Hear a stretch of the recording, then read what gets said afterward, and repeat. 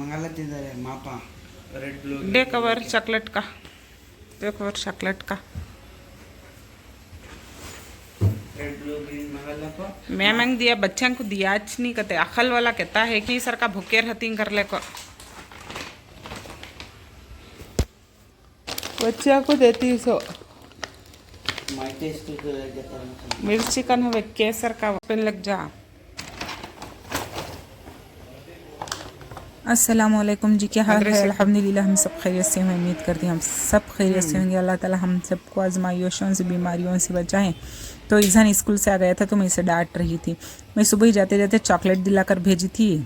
Birthday था ना, मैं वैसे तो मैं बर्थडे नहीं करती, बच्चों का नहीं करती, पहले करती थी। अब लगभग 5 साल हो गए बच्चों का बर्थडे करना छोड़ दिया था मैंने, क्योंकि नहीं करना बर्थडे नहीं करना होता बच्चों का। पहले भी मालूम था, पता था, लेकिन इतना डीप नहीं गए थे तो नादानी में कर लेते बच्चों का बर्थडे। अब हमने सारे बर्थडे वगैरह करना बंद कर दिया था। हाँ, बच्चों का ख्वाहिश होती है तो मैंने इसके लिए चॉकलेट दिलाकर भेजी थी बच्चे के लिए।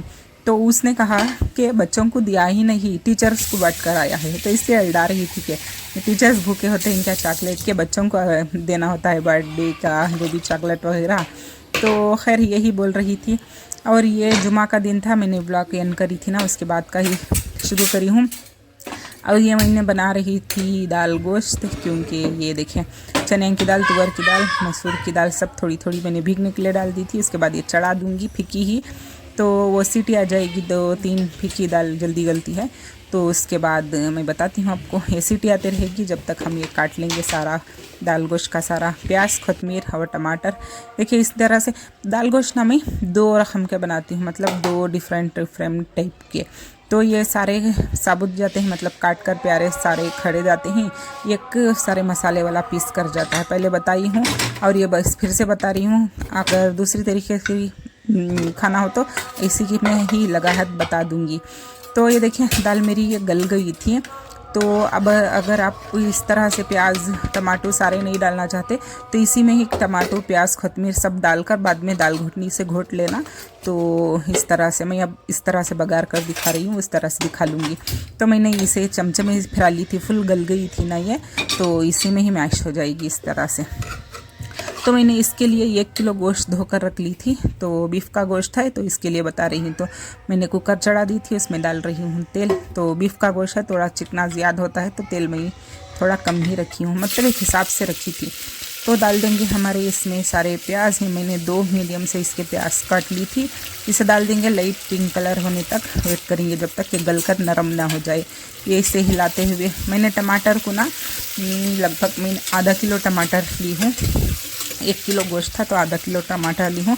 उसे राउंड शेप में काट लिया। इस तरह से काटो ना तो जल्दी गल जाती है, इसलिए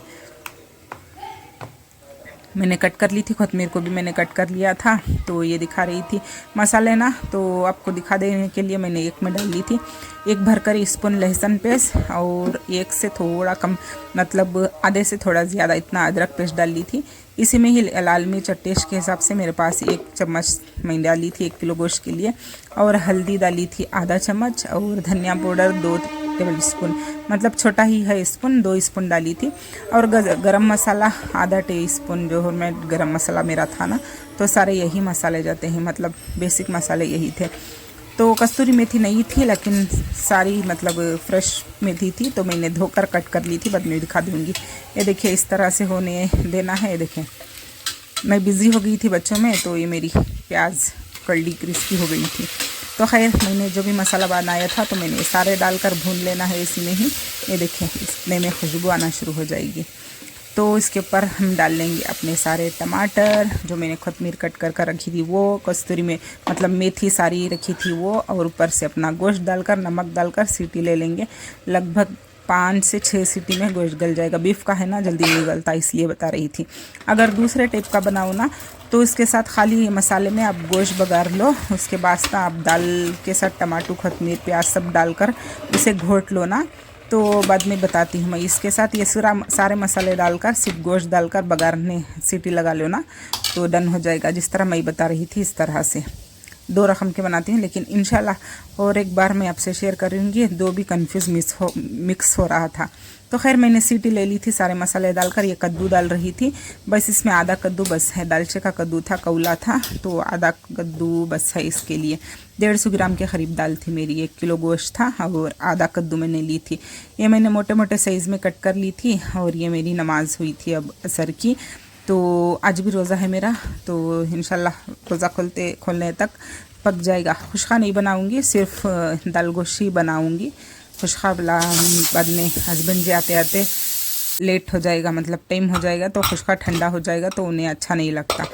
तो खैर ये देखें मेरे सीटी आ गए थे 6। ये मेरा गोश्त गलकर माशाल्लाह से इस तरह से हो गया था, हमारी सारी अखनी पक गई थी। अब इसमें डाल लेना है ऊपर से अपना कद्दू। टेस्ट के हिसाब से नमक चेक कर देख लेना। मेरा रोज़ा था, मैंने अंदाजे से ही डाली थी, माशाल्लाह से अंदाज़ा सही लगता है मेरा। तो इसके ऊपर डाल लेंगे अपना सारा कद्दू। उसके ऊपर जो हमने दाल घोटी हुई है, मतलब घोटी नहीं, मैं चमचे से ही हिला ली थी। घट होती तो घोट लेती, है फुल गल गई थी ना, तो चमचे से हिलाने पर ही ये मैश हो गई थी। देखिए इस तरह से। जो भी हो दाल वो डाल सकते हो, आपकी मर्ज़ी। तुअर दाल, चने दाल, मूंग दाल सभी डाल सकते हो। ये मैंने सारे डालकर नमक डालकर इतना सालना बना लिया था। ये देखिए थिक सा है, पूरा फुल हो गया था ना। तो खैर 2 सीटी ले लेंगे ना तो डन हो जाएगा। कद्दू भी गल जाएगी, हमारा सालना भी पक्का रेडी हो जाएगा। चलें, ये टाइम हो रहा, पहले ट्यूशन में जल्दी आओ कर को बोलिए सब।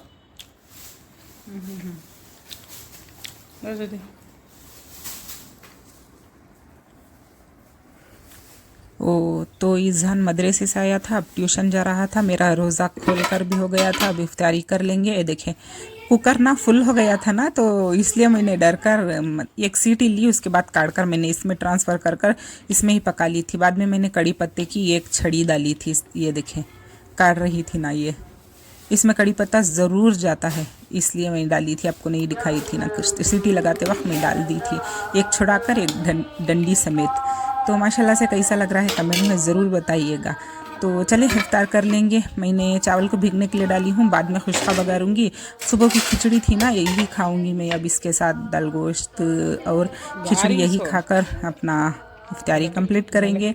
बाद में हस्बैंड जी आएंगे तो मूड होगा तो फिर से दोबारा खाऊंगी, नहीं तो नहीं। पेट फुल रहता है, फुलनेस हो जाता है पेट रोज़े इफ्तारी में ना, तो ऐसा खाया नहीं जाता। तो अभी भी मैंने खा लिया था। तो ईज़ान देखिए पीछे से कह रहा था खुशबू बहुत अच्छी आ रही थी, अम्मी क्या पकाई, वो कह रहा था। तो खैर ये डाली थी मैं अपने और ईज़ान के। जाता जाता ईज़ान को बच्चे जाते हैं ना, तो मैं 1 से 2 वाले उन्हें खिला कर ही बेचती हूँ जाते जाते। चलिए इफ्तारी कर लेंगे हम अपनी। कैसा लगा कमेंट में ज़रूर बताइएगा। और ये देखिए ईज़ान अभी नहीं आया था ट्यूशन से, आखिर बार गया था। फिर आकर मंडे से उनके ना टेस्टां शुरू हो जाएंगे, इसलिए पढ़ने का था बहुत, तो बढ़ रहा था। और ये मैं जामुन सुबह ही मार्केट से लेकर आई थी अम्मी के लिए, लेकिन अम्मी के घर नहीं जाना हुआ था, जुमा था तो काम थोड़ा ज़्यादा था, तो इसलिए लाकर डिक्की में रख डाली थी सुबह से। अब आखिब के हाथ से मंगाई थी तो खा रही थी। ये देखिए पढ़ते पढ़ते ऐसे ही सो गया था। ऐसे ही करता है हर रोज़, पढ़ते पढ़ते ऐसे ही सो जाता है, बुक के ऊपर बुक रख कर। तो खैर ये हो गया था हस्बैंड जी आने का वक्त। मैंने खुशखा भी बघार डाली थी और हमारा डिनर रेडी हो गया था। आज के व्लॉग में इतना ही था ना, तो पसंद आता हो तो लाइक शेयर कमेंट कीजिएगा, सब्सक्राइब कीजिएगा, दुआ में ज़रूर से याद रखिएगा। दाल गोश्त की रेसिपी कैसी लगी आपको मुझे कमेंट में ज़रूर बताना है। अल्लाह हाफिज़।